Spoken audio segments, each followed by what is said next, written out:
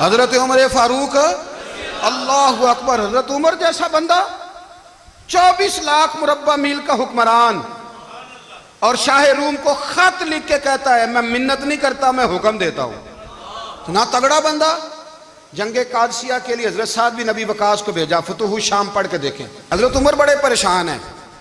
اتنے دن ہو گئے کوئی رپورٹ ہی نہیں آئی. اب تو موبائل ہے نا, ایک ایک منٹ کی رپورٹ لیں آپ, بلکہ آپ ایک منٹ کی فوٹو لیں. آپ رپورٹ تو دور رہ گئی.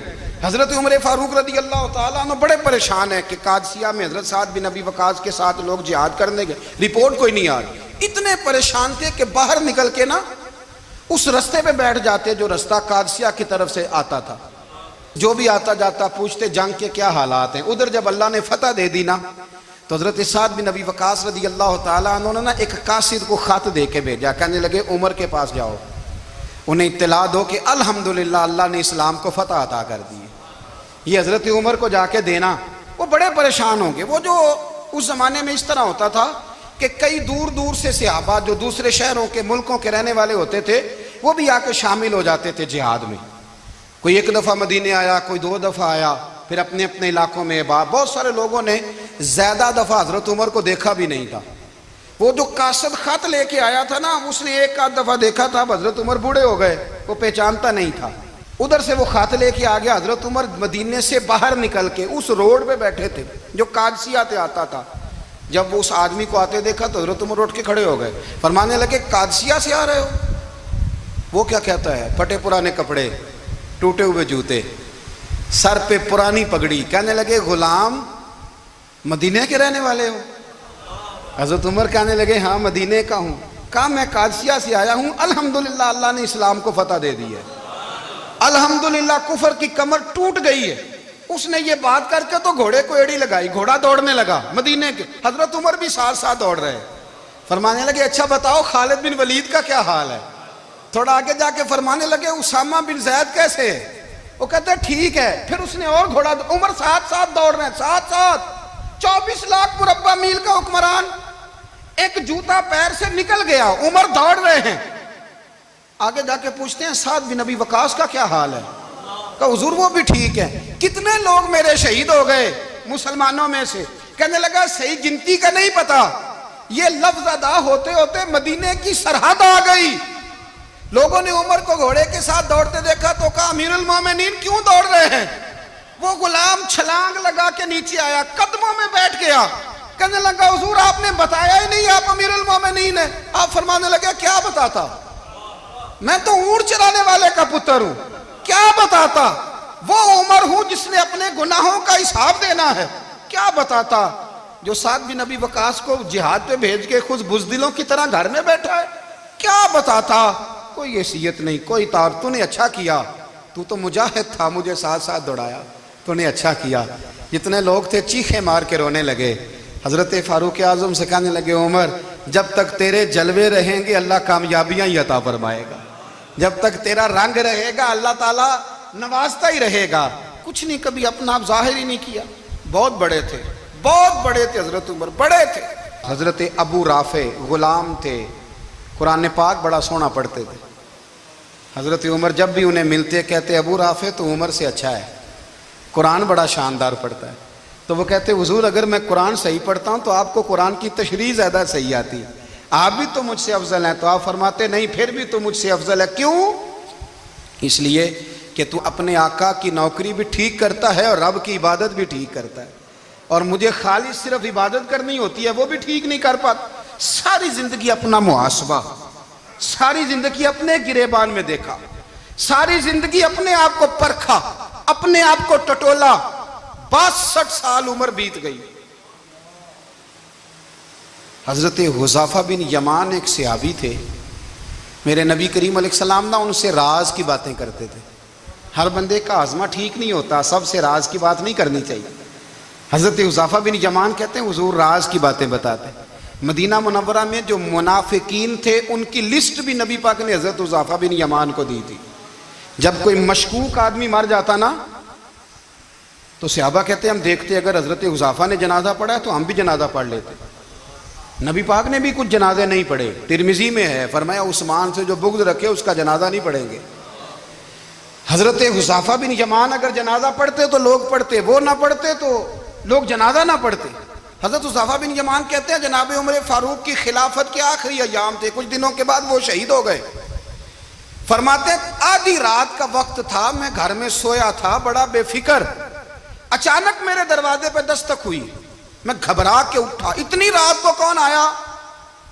کہتے ہیں قربان جاؤں، دروازے پہ گیا تو امیر المومنین فاروق اعظم دروازے پہ۔ میں نے کہا عمر کوئی حکم تھا تو مجھے بلا لیتے۔ کہنے لگے میں نا امیر بن کے نہیں آیا، تیرا ویر بن کے آیا ہوں۔ امیر المومنین کی حیثیت سے سرکاری کام سے بلاتا تو وہاں بلاتا، مجھے ایک ذاتی کام پڑ گیا۔ کہتے ہیں میں نے عمر کو گھر کی اندر بلا کے چارپائی پہ بٹھایا، میں نے کہا حضور میں غریب آدمی، میں کیا آپ کے کام آ سکتا ہوں؟ تو کہتے ہیں انہوں نے نا مجھے ساتھ بٹھا لیا، پھر میرا ہاتھ پکڑ لیا، کہنے لگے تو عمر کو جانتا ہے؟ عمر جھوٹ نہیں بولتا، تو جانتا ہے عمر وعدوں کا پکا ہے؟ کہا حضور جانتا ہوں۔ کہا میں اس وقت آیا ہوں جب دیکھ بھی کوئی نہیں رہا۔ حضرت حذیفہ بن یمان کہتے ہیں پریشان ہو گیا، حضور پہلیاں نہ بجھوائے، مہربانی کریں بتائیں کدھر آئے ہیں؟ تو حضرت عمر فاروق فرمانے لگے 62 سال کا ہو گیا ہوں، 63 میں چل رہا ہے، داڑھی سفید ہو گئی ہے، پھل پک گیا، اٹھ فریدہ ستیا، داڑھی آ گئی پور، اگا نیڑے آ گئی، پیچھا رہ گئی دور، اب قبر اشر کا معاملہ صاف نظر آنے لگا ہے۔ کہا حضور مجھ سے کیا چاہتے ہیں؟ حضرت عمر رو پڑے، کہنے لگے آج میں عشاء کے بعد نکلا ہوں تو نبی پاک کے صحابہ مجھے نیک کہہ رہے تھے، پھر میں نے بچوں کی ماں سے اور بچوں سے بھی پوچھا ہے، وہ بھی مجھ سے راضی ہیں، پر حذیفہ تیرے ساتھ نبی پاک راز کی باتیں کرتے تھے، سچ بتا کہیں عمر کا نام منافقوں میں شامل تو نہیں؟ سچ بتا ان منافقین میں تو شامل نہیں، کہیں اوپر سے تو نہیں سارا کچھ؟ حضرت حذیفہ بن یمان کہتے ہیں میں باپ کے مرنے پہ اتنا نہیں رویا جتنا عمر کے سوال پہ رویا۔ میں قدموں میں بیٹھ گیا، میں نے کہا نہیں عمر یہ تو میں نے نہیں سنا، لیکن یہ میں نے نبی پاک سے ضرور سنا ہے کہ میرے بعد اگر کوئی نبی ہوتا تو عمر ابن خطاب ہوتا۔ یہ میں نے اپنے کانوں سے سنا ہے کہ عمر جس گلی سے گزرے شیطان رستہ بدل جاتا ہے۔ کہ نبی کریم علیہ السلام نے فرمایا کہ جبریل امین 950 سال میرے عمر کی شان بیان کریں تو عمر کی شان ختم نہیں ہوتی۔ 950 سال اگر حضرت جبریل بھی بیان کریں تو یہ مقام ہے سیدنا فاروق اعظم کا۔ اللہ تبارک و تعالیٰ نے جس طرح سارے نبیوں میں شان حضور کو عطا فرمائی، اسی طرح تمام نبیوں کے حواریوں میں سب سے زیادہ شان حضور کے غلاموں کو عطا فرمائی۔ قرآن مجید میں اللہ کریم نے فرمایا یا ایھا الذین آمنوا قوا انفسکم واہلیکم نارا، فرمایا اے ایمان والو خود بھی جہنم کی آگ سے بچو اور اپنے گھر والوں کو بھی دوزخ کی آگ سے بچاؤ۔ حضرت عمر فاروق نے جب یہ آیت نازل ہوئی تو فوراً عرض کیا یا رسول اللہ صلی اللہ علیہ وسلم اس کا کیا مطلب ہے کہ خود بھی دوزخ کی آگ سے بچو اور اپنے گھر والوں کو بھی بچاؤ؟ تو نبی کریم علیہ السلام نے فرمایا عمر اس کا مطلب یہ ہے کہ جن چیزوں کا اللہ رسول تمہیں حکم دیتے ہیں تم اپنے گھر والوں کو ان چیزوں کا حکم دو، اور جن چیزوں سے اللہ رسول تمہیں منع کرتے ہیں تم اپنے گھر والوں کو بھی ان چیزوں سے منع کرو۔ حضرت عمر فاروق کی زندگی میں جو چیز آپ کو بہت زیادہ ملے گی نا وہ یہ ہے کہ آپ نے جتنا کڑا احتساب محاسبہ باہر والوں کا کیا ہے نا اس سے زیادہ بڑھ کے اپنا اور اپنے گھر والوں کا کیا ہے۔ یہ بڑا عجیب معاملہ ہے کہ ہم جتنے لوگ ہیں ہمارا معیار یہ ہے کہ سامنے والا غلط ہے اور میں ٹھیک، یعنی دوسرے کا بچہ گلی میں نظر آ جائے تو اس کی غلطیاں نکلنی شروع ہو جائیں گی، اور میرا بچہ سارا شہر گھوم آئے ایک ٹائر پہ موٹر سائیکل پہ تو ہم کہتے ہیں کہ ابھی بچہ ہے، انشاءاللہ سیانا ہو جائے گا۔ اگر ابا جی آج تک سیانے نہیں ہوئے کہ اس کو سمجھا لیں تو پھر بیٹے کا سیانا ہونا تو ہو سکتا ہے کہ وہ 60-70 سال لگ ہی جائیں۔ گھر کے اندر جب تک توجہ نہیں ہوتی اور سب سے پہلے جب تک اپنی ذات پر توجہ نہیں ہوتی، میں کہا کرتا ہوں کہ باہر لیکچر چلتا ہے گھر میں عمل چلتا ہے، لیکچر باہر چلتا ہے گھر کے اندر عمل چلے گا۔ باہر تو آپ نے کہہ دیا نماز پڑھا کرو، ختم ہو گئی بات، لیکن گھر میں بچے نماز تب پڑھیں گے جب ان کے والد نماز پڑھیں گے۔ گھر میں کہہ دیا پردہ کرو، پر گھر میں بچیاں پردہ تب کریں گی جب ان کی اماں پردہ کرے گی؟ گھر کے اندر عمل چلتا ہے، باہر تو چلو بات بھی چل جاتی ہے۔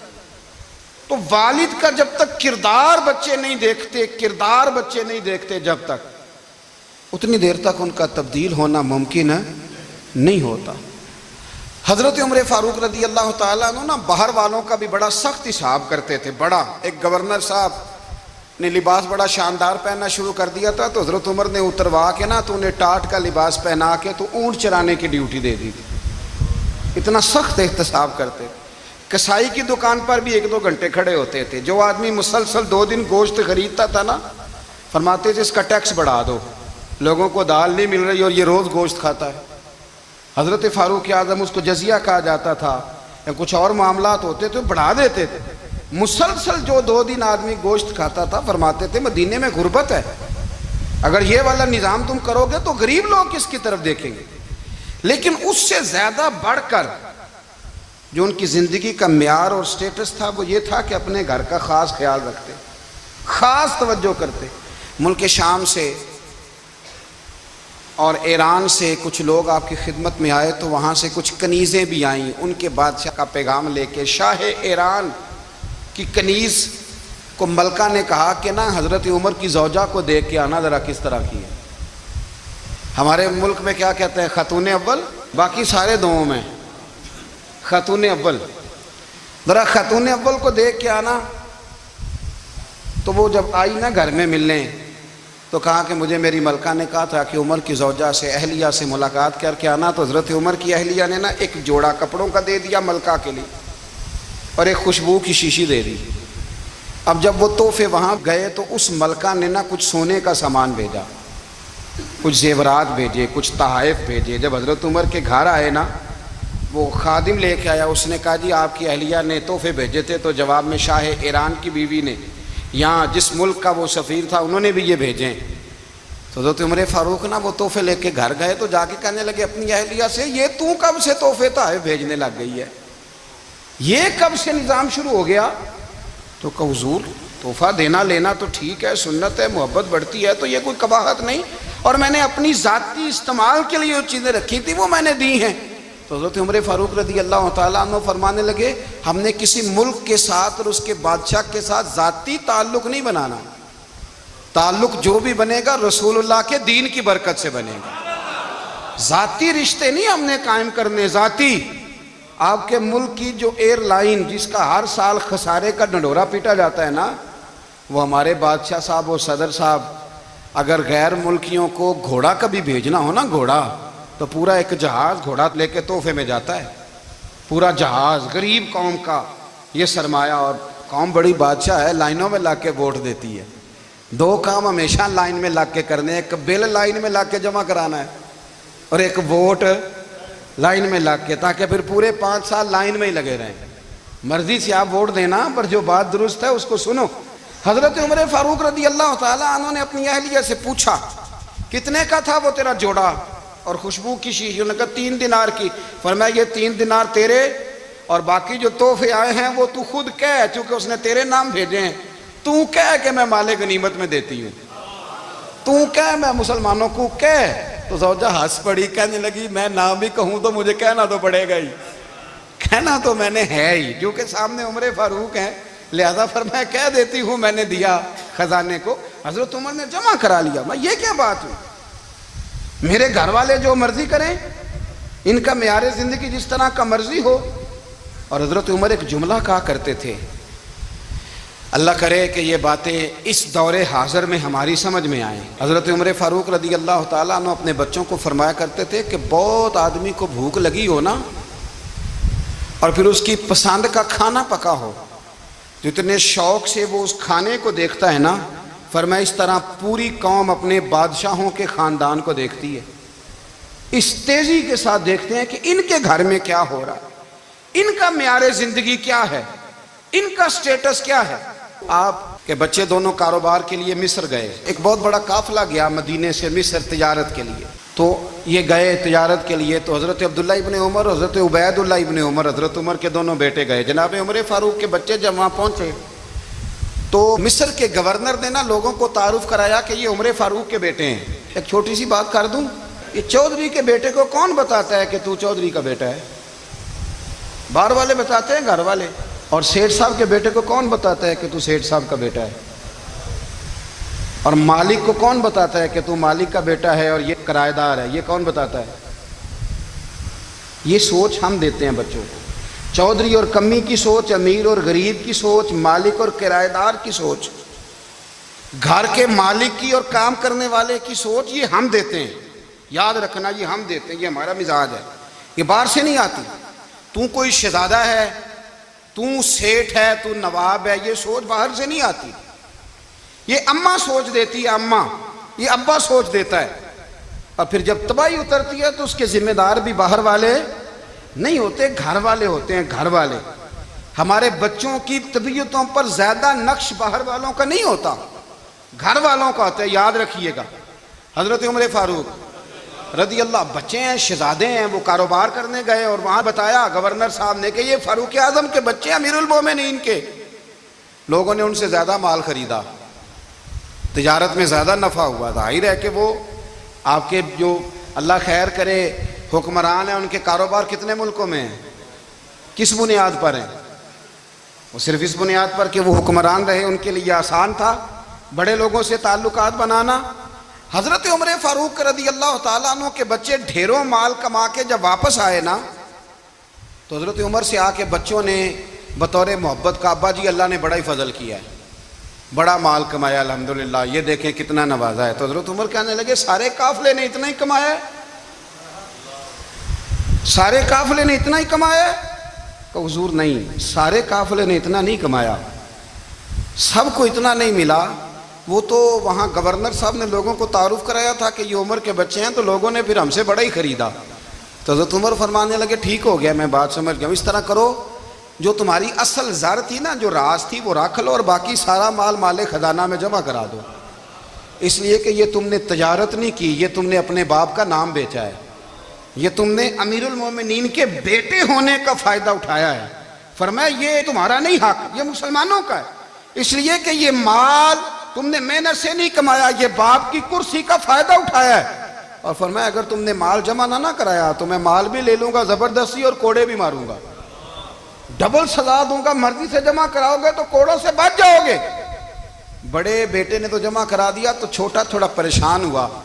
تو حضرت عبداللہ ابن عمر چھوٹے بھائی کا ماتھا چوم کے کہنے لگے بیٹے چپ کر کے جمع کرا، یہاں بھی فخر کر کے ہم عمر کے بیٹے ہیں اور قیامت میں بھی فخر کریں گے کہ ہم فاروق اعظم کے بیٹے ہیں.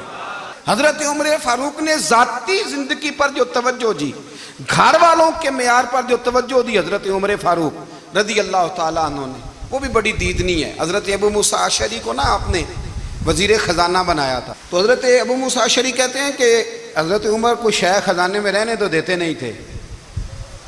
ایک دن نا میں صفائی کر رہا تھا اس کمرے کی جس میں خزانہ رہتا تھا. ہمارے تو ملک میں جو جاتا ہے وہ صفائی کر کے ہی جاتا ہے، اللہ خیر کرے. اور خیر معیار بدلتا ہے. جو پچھلی حکومت ہوتی ہے وہ قرضہ اٹھاتی ہے، وہ باہر سے جاتی ہے تو قرضہ لے کے آتی، اور جو نہیں آتی ہے وہ کہتی ہے ہمیں پیکج مل گیا ہے. وہ قرضہ نہیں اٹھاتے. ان کو کیا ملتا ہے؟ یعنی پچھلی نے قرضہ لیا تھا اور ہم نے، واہ جی واہ کیا خوبصورت انداز ہے. اس کا نام بدل کے نا، انہوں نے قرضہ لیا تھا اور ہم نے، میں کہا بڑے شاندار سیانے بندے ہو گئی. حضرت سیدنا ابو موسیٰ اشعری کہتے ہیں کہ میں نے نا مال غنیمت کی صفائی کی تو ایک دینار مجھے نا کہیں پڑا ہوا مل گیا. تو فرماتے ہمیں اجازت ہوتی تھی کہ ایک آدھ دینار ہم اپنی مرضی سے کہیں خرچ کر سکتے تھے. اگر آپ ناراض نہ ہوں تو ہمارے ہاں جب چیئرمین صاحب، ناظم صاحب ٹھیکے دیتے ہیں تو ٹھیکیدار ان کا چھوٹا بھائی ہوتا ہے، یا چچا کا بیٹا ہوتا ہے، یا خالہ کا بیٹا ہوتا ہے. وہ خود ناظم ہوتے ہیں اور ان کا چھوٹا بھائی ٹھیکیدار ہوتا ہے. یعنی وہ نا سارا کچھ گھر کے اندر ہی رہتا ہے. گھر کے اندر ایک پیسہ دیتا ہے، دوسرا واپس اس کو واپس کر دیتا ہے، گھر کے اندر ہی. اب تو خیر ہمارے لوگ سمجھدار ہو گئے. ایک بندہ ایک سیاسی جماعت میں ہوتا ہے، دوسرا دوسری میں، اور تیسرا جس کی بھی حکومت آئی حکومت تو ہماری رہے گی نا، ایک بندہ تو ہے نا اس جماعت میں. یہ اچھا لوگوں نے ایک طریقہ نکالا ہے. تو حضرت عمر کے بیٹا گزر رہا تھا تو حضرت ابو موسیٰ اشعری کہتے ہیں میں نے صفائی کی تو ایک دینار نکلا. تو میں نے وہ ایک دینار نا حضرت عمر کے بیٹے کو دے دیا. میں نے کہا لو بیٹا اپنے چچا کی طرف سے تحفہ. تو گھر جا کے انہوں نے حضرت عمر کو بتایا کہ چچا نے پیسے دیے ہیں، چھوٹے بچے تھے۔ حضرت عمر نے حضرت ابو موسیٰ اشعری کو بلا لیا اور بلا کے فرمانے لگے میں تو تمہیں اپنا دوست جانتا تھا اور تو نے میری اولاد کو ہی دنیا دار بنانا شروع کر دیا، میرے بچوں کو ہی تم نے دنیا دار پیسوں پہ لگانا شروع کر دیا، میں تو تمہیں یار سمجھتا تھا۔ فرمایا تمہیں چاہیے تھا میرے بیٹے کو نصیحت کرتے کہ بیٹا پیسوں سے رب راضی نہیں ہوتا، اس کی رضا والے کام کیے جائیں تو رب راضی ہوتا ہے۔ اور فرمایا تمہیں کوئی اور گھر نہیں ملا تھا تباہ کرنے کے لیے، میرا ہی گھر ملا تھا، اٹھاؤ اپنا دینار اور خبردار آج کے بعد میرے بچوں کے ساتھ یہ والی نیکی نہ کرنا۔ اور ہمارا کیا سٹیٹس ہے؟ دوستی ہے ہی اس سے جو تحفے زیادہ دے، جو بچوں کو خراب کرنے میں مدد زیادہ کرے اس کے ساتھ یہ رہنا۔ حضرت عمر نے گھر پہ اور سب سے بڑھ کر اپنی ذات پہ توجہ کی۔ حضرت ابو مالک رضی اللہ تعالیٰ عنہ کہتے ہیں میں عمر کے پیچھے پیچھے ایک باغ میں گیا، اکثر اس باغ میں جایا کرتے تھے، اور عمر جا کے نا تو درخت کے نیچے بیٹھ گئے اور فرمانے لگے او امیر المومنین اللہ سے ڈر جا، ورنہ جس رب نے حکومت دی ہے وہ عذاب بھی بڑا دے گا، ڈر جا رب سے۔ کبھی ساری زندگی حضرت عمر نے اپنا کوئی تعارف نہیں کرایا، کبھی نہیں۔ ایک بندے نے آپ کے سامنے تعریف کر دی آپ کی تو فرمانے لگے تو خود بھی ہلاک ہوا اور مجھے بھی ہلاک کر دیا، کیا ضرورت پڑی ہے میری تعریفیں کرنے کی؟ اتنی دیر میری تعریف میں لگائی، اللہ کا ذکر کرتا رب تجھے ثواب دیتا، حضور پہ درود پڑھتا تو رب تیرے اوپر رحمتیں نازل کرتا، کس چکر میں ہے؟ آج جتنا اچھی کوئی خوشامد کرے اتنی اچھی وزارت ملتی ہے، جتنی اچھی اس کو جو ہے وہ چاپلوسی کرنی آیا درجہ بھی اسے اتنا ہی اچھا ملتا ہے۔ حضرت عمر فاروق رضی اللہ تعالیٰ عنہ آپ کے بیٹے کہتے ہیں، صاحب فتوح الشام نے لکھا ہے، آپ کے صاحبزادے کہتے ہیں میں نکلا تو میرے ابا جی نا اپنی پشت پر مشکیزہ رکھ کے کنویں سے پانی بھر کے آ رہے تھے، میں دوڑ کے آگے گیا، میں نے کہا ابا جی مجھے دے دے۔ فرمانے لگے بیٹا تیرا کیا خیال ہے، کوئی اور نہیں تھا مشکیزہ بھر کے لانے کے لیے، تیرا کیا خیال ہے؟ کہا ابا جی بڑے لوگ تھے پر آپ کیوں اٹھا رہے ہیں؟ فرمانے لگے نفس نا ذرا میرا بڑا ہو گیا تھا، اسے ذرا ذلیل کر رہا ہوں، ذرا اپنا محاسبہ کر رہا ہوں، یہ مجھے کہہ رہا تھا تو بڑی چیز ہے، تو میں نا ابھی مشکیزہ گھر رکھ کے آؤں گا، پھر تیری ماں نے مجھے کہا ہے کہ گھر میں لکڑیاں کوئی نہیں جلانے کے لیے، پھر میں جنگل سے لکڑیاں کاٹ کے لاؤں گا۔ امیر المومنین بن کے نا تو میرا نفس تھوڑا بڑا ہو گیا۔ اب یقین کریں ہمارا ہاضمہ خراب ہو جاتا ہے جب تک ہمارا تعارف صحیح نہ ہو، ہمارا تعارف ٹھیک نہ ہو، میں یہ ہوتا ہوں میں وہ ہوتا ہوں، چھوڑ مٹی دیں تے مٹی رہنا ہی، مٹی دیں تے مٹی دیں تے مٹی رہنا ہی، ایویں کادی بلے بلے اج مٹی دے اتے بندیا تے کل مٹی دے تھلے، مٹی دیں تے مٹی رہنا ہی، کادی بلے، مجھے پوچھ لو مجھے جان لو میرا نام لے لو، میں بھی آیا ہوں، میں بھی ہوتا ہوں، میرا بھی یہ تذکرہ ہے۔ جس کو اپنا تعارف کرانا پڑ گیا اس سے بھی زیادہ کمزور کوئی ہے؟ فوٹو میں دکھاتا پھرتا ہے فلانے کے ساتھ فوٹو فلانے، تو کمزور بندے یہ کام